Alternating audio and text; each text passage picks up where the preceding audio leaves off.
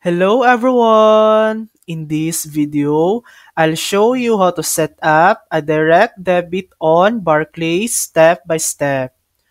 There are two ways to set up a direct debit in Barclays. The first way is by giving your sort code and account number to the company you want to pay.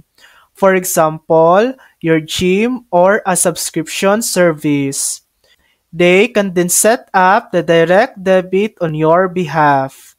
The second way is to set up manually using the Barclays app or online banking. Open your Barclays account, tap on the account you want to use, then go to Manage. Next, tap on Scheduled Payments. Here, you'll see all the existing direct debits linked to your account. To add a new one manually, tap on Standing Order.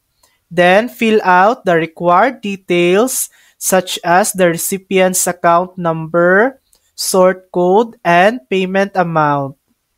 Once all the details are entered, confirm the setup, and your new direct debit will be created successfully.